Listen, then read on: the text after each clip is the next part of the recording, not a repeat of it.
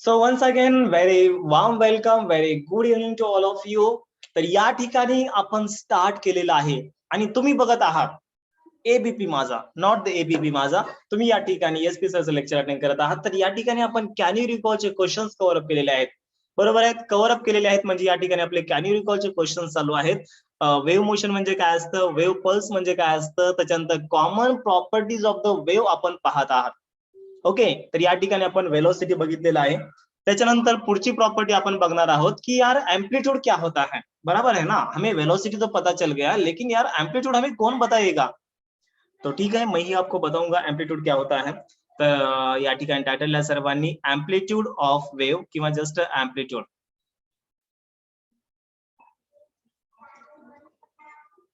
एम्पलीट्यूडला आपण इंडिकेट करतो capital letter ए न इंडिकेट करतो. आता मला सांगा यार राजांनो, तुम्ही बाकी मला सगळ्या गोष्टी सांगितल्या, मला सर्व गोष्टी मान्य आहेत, बट एम्पलीट्यूड होता क्या है. एम्पलीट्यूड असतं काय आहे, एकदम इझी आहे. बघा या ठिकाणी आपली वेव्ह, कुणाची वेव्ह, आपली वेव्ह. ओके, या ठिकाणी आपली वेव्ह अशी ट्रॅव्हल होत आहे आणि या ठिकाणी इथला जो पार्टिकल आहे, इथला पार्टिकल स्टार्टिंगला मला सांगा इथं होता. हा सर इथं होता. ओके, त्याच्यानंतर कुठं गेला, अरे कुठं नाही, हो का इथंच आहे, इथं वर गेलेला आहे. मग या पार्टिकलनं या मेन पोझिशन पासून, ही मेन पोझिशन आहे आणि ही एक्स्ट्रीम पोझिशन आहे आणि या ठिकाणी पण एक्स्ट्रीम पोझिशन आहे.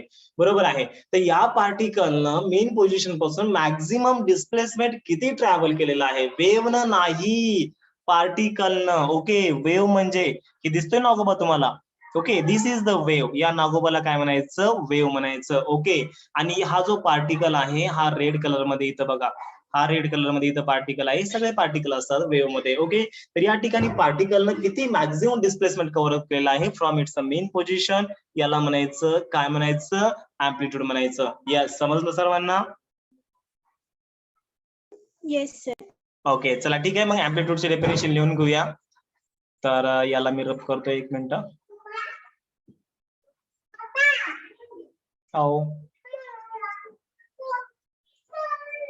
हा, चला ठीक आहे, तर डेफिनेशन लिहून घ्या या ठिकाणी एम्पलीट्यूडचे. The maximum displacement perform by particle, the maximum displacement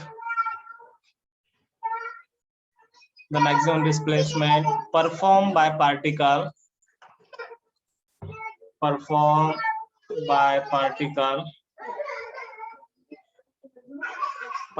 from its main position,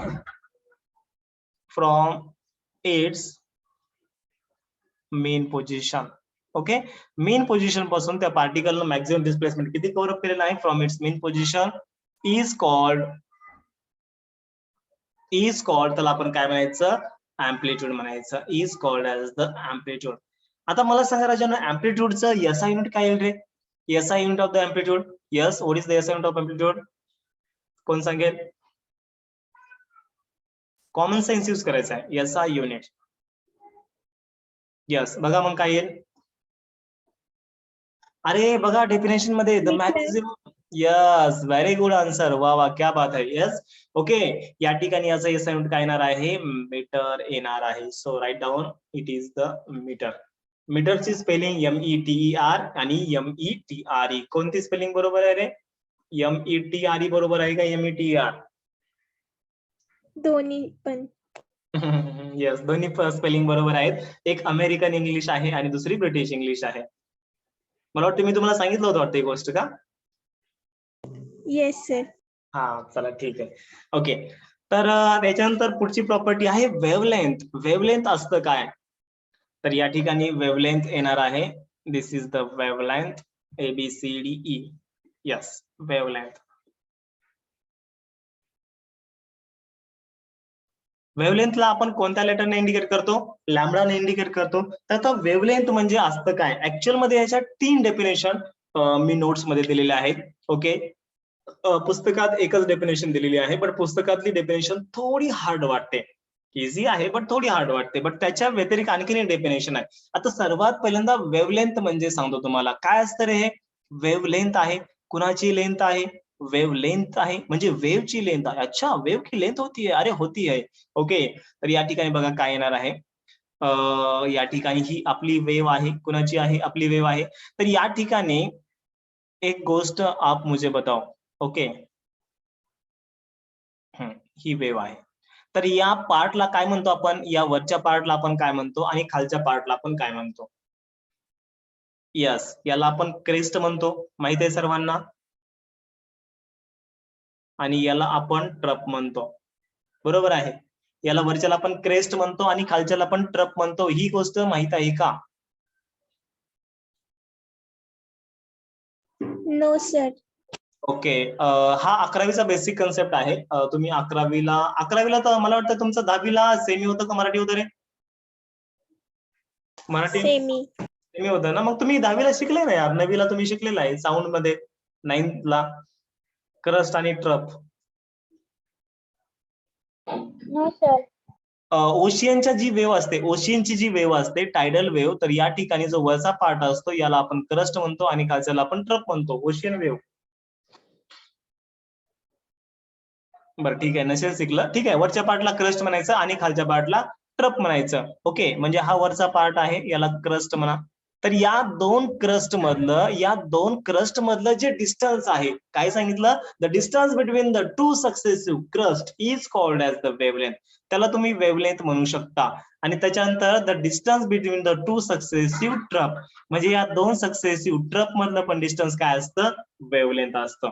okay, so this is the wavelength. तर काय डेफिनेशन येणार आहे? The distance between the two successive crest or the trough is called as the काय येणार आहे? Wavelength येणार आहे. त्याच्यानंतर आणखी एक डेफिनेशन सांगतो. या ठिकाणी वेव्ह आहे बघा, आपण जस्ट वन वेव्ह कन्सिडर केलेली आहे. म्हणजे याच्यामध्ये एक क्रस्ट आहे आणि एक ट्रप आहे. म्हणजे एक क्रस्ट आणि एक ट्रप मिळून एक वेव्ह तयार होत असते. बरोबर आहे. आणि ही वेव्ह अशी पुढे ट्रॅव्हल होत असते. तर या ठिकाणी the length of the one wave, म्हणजे एका वेव्हची जी लेंथ असते याला पण तुम्ही काय म्हणू शकता? वेव्हलेंथ म्हणू शकता. त्याच्यानंतर जी पुस्तकामध्ये डेफिनेशन दिलेली आहे ती सांगतो. पुस्तकामध्ये काय डेफिनेशन दिलेली आहे बघा. The distance between the two successive particle which are in the same state of vibration is called as the wavelength. The distance between the two successive particle, but कोणते particle? Which are in the same state of vibration. म्हणजे या ठिकाणी जर समजा particle इथं असेल आणि दुसरा पार्टिकल इथलाच, या सेम स्टेट ऑफ व्हायब्रेशनचा जो पार्टिकल असतो, तर या डिस्टन्सला तुम्ही काय म्हणू शकता? वेवलेंथ म्हणू शकता. या डिस्टन्सला म्हणजे ही जी टोटल वेव्हची लेंथ आहे याला तुम्हाला काय म्हणायचंय? या टोटल वेव्हला काय म्हणायचं तुम्हाला? या लेंथला काय म्हणायचंय? वेवलेंथ म्हणायचंय. आलं लक्षामध्ये? चला ठीक आहे. मला वाटतं डेफिनेशन आता हा जो पार्ट आहे, कारण की लिहून द्यायला खूप वेळ लागालाय. मी तुम्हाला नोट सेंड केलं तर चालतील का? Yes sir. ओके, चला ठीक आहे. सो याला म्हणायचं वेवलेंथ. त्याच्यानंतर पुढचा आपला कन्सेप्ट बघा काय आहे. आता याचं जे युनिट असतं, वेवलेंथचं युनिट कोण सांगेल? काय असतं वेवलेंथचं unit? Yes, very good answer. Yes, वेवलेंथचं युनिट काय असतं? मीटर असतं. वाह, क्या बात है, मतलब दिल खुश हो गया. तर या ठिकाणी याचं युनिट लिहितोय मी. सो याचा युनिट याचं काय असणार आहे? मीटर असणार आहे. This is the unit. Okay. हा, त्याच्यानंतर पुढचा पार्ट आपल्याला बघायचा आहे. दॅट इज द काय आहे पुढचा पार्ट? हा, याचं कॉमन युनिट बघा. याचं कॉमन युनिट, वेवलेंथचं कॉमन युनिट आहे अँगस्ट्रॉम युनिट. याला काय म्हणायचं? अँगस्ट्रॉम युनिट म्हणायचं. जसं की समजा वेवलेंथ दिलेली आहे आपल्याला 4000 अँगस्ट्रॉम युनिट. म्हणजे अँगस्ट्रॉम युनिट हे एसआय युनिट नाहीये, बट कॉमन युनिट आहे. काय आहे? कॉमन आहे. जसं की आपल्याला जर समजा रेडियस ऑफ द अर्थ सांगायचं असेल तर आपण काय सांगतो रे? 6400 किलोमीटर सांगतो का नाही? मग मला सांगा डिस्टन्सचं किंवा रेडियसचं एसआय युनिट काय आहे? मीटर आहे. बट आपण काय सांगतो? कॉमन युनिट आपण किलोमीटर सांगतोय. बरोबर आहे. आता मी जर तुम्हाला विचारलं काश्मीर टू कन्याकुमारी डिस्टन्स किती आहे, तुम्ही मीटर मध्ये थोडं सांगणार आहे, मला किलोमीटर मध्ये सांगणार आहे. किंवा मी तुम्हाला विचारलं तुमच्या गावापासून पुणे सिटीचं अंतर किती आहे, किंवा पुणेपासून मुंबईचं डिस्टन्स किती आहे, तुम्ही किलोमीटर मध्ये सांगणार आहे. म्हणजे हे कॉमन युनिट झालं डिस्टन्सचं किलोमीटर. तसंच या ठिकाणी, कोणत्या ठिकाणी? अरे या ठिकाणी वेव्हलेंथचं कॉमन युनिट काय असतं? अँगस्ट्रॉम युनिट असतं. हे जे ए आणि याच्या डोक्यावर जे शून्य दिसालंय ना, याला म्हणायचं अँगस्ट्रॉम युनिट म्हणायचं. याची स्पेलिंग बघा काय आहे? Angstrom unit. ओके. आणि याचं जे युनिट कन्व्हर्जन आहे, 1 अँगस्ट्रॉम युनिट म्हणजे 10⁻⁻10 मीटर असतं. म्हणजे हे खूप छोटं युनिट आहे. जसं मायक्रोमीटर, मिलीमीटर, नॅनोमीटर असतं. तुम्हाला माहिती आहे राजांनो, 1 नॅनोमीटर म्हणजे किती असतं रे? 1 नॅनोमीटर म्हणजे असतं 10⁻⁹ मीटर असतं, बरोबर आहे. मग जस्ट 1 अँगस्ट्रॉम युनिट म्हणजे किती असतं? 10⁻⁻10 मीटर, म्हणजे नॅनोमीटर पेक्षा छोटंसं युनिट आहे अँगस्ट्रॉम युनिट. येते लक्षामध्ये? चला ठीक Yes, आहे. sir. यस, याच्यानंतर पुढचा क्वेश्चन बघा. What happen when a wave propagate? बघा या ठिकाणी चौथा क्वेश्चन आपल्याला काय विचारलाय? What happen when the wave propagate? Wave propagate होईल तेव्हा काय होईल रे? यस, वेव्ह प्रोपोगेट होईल तेव्हा काय होईल? या ठिकाणी वेव्ह प्रोपोगेट व्हायला म्हणजे काय होणार आहे? तुम्ही पास होणार आहे का?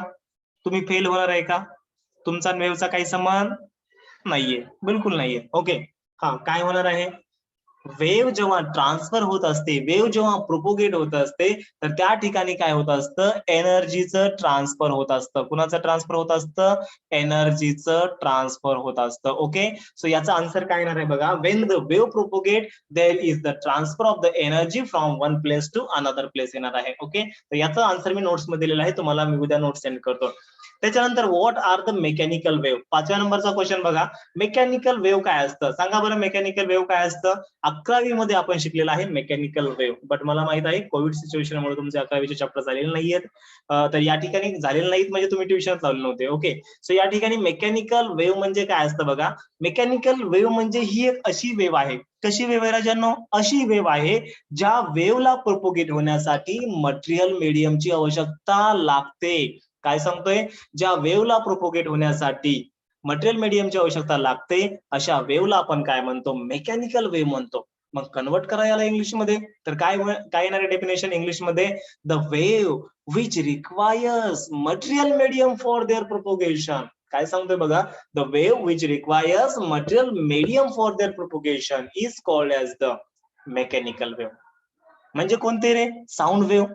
एक्झाम्पल याचं घ्या, साऊंड वेव्ह. क्या बात कर रहे सर? अरे बिलकुल सही आहे. ओके, बघा मला सांगा, साऊंड वेव्हला मटेरियल मीडियमची आवश्यकता लागते ना. मटेरियल मीडियम म्हणजे अरे खाण्याचं मटेरियल नाहीये. तुम्ही कुठल्या कुठे चालले? मटेरियल मीडियम म्हणजे कोणतं मटेरियल मीडियम?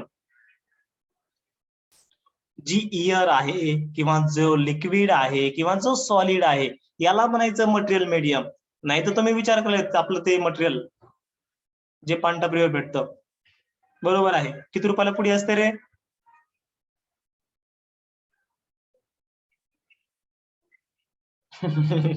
चला ठीक आहे, जोक केलं. ओके, लक्षात आलं का सुबोध? मेकॅनिकल वेव्ह म्हणजे काय असतं? सुबोध आहे का गेला? आहे का गेला म्हणजे या ठिकाणी आहे. ओके, यस, आवाज आलाय ना सर्वांना? Yes, sir.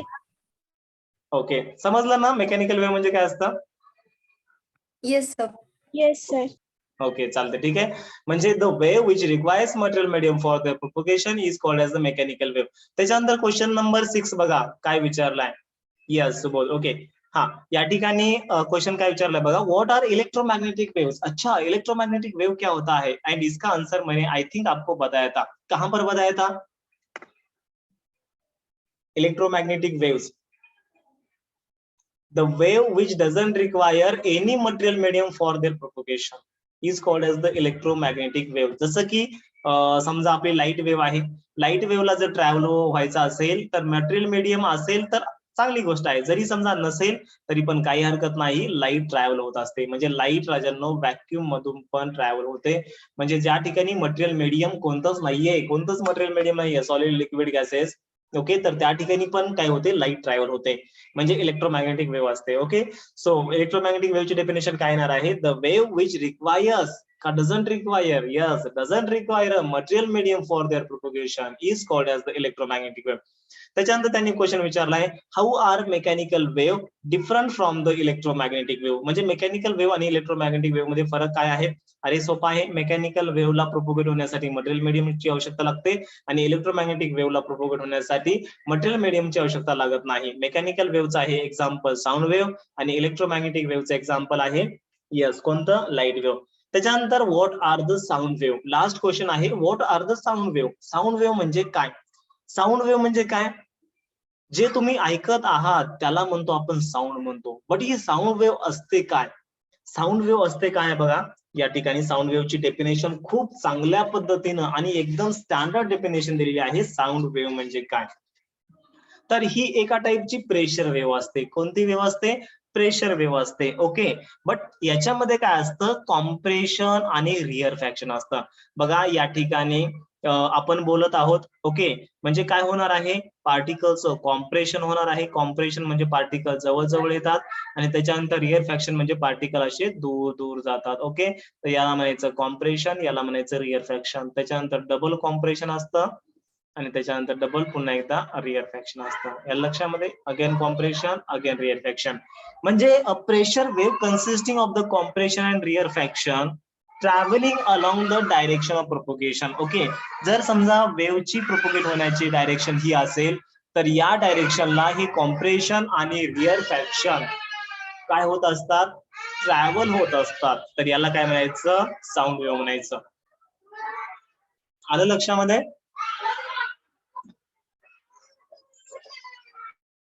Yes, sir.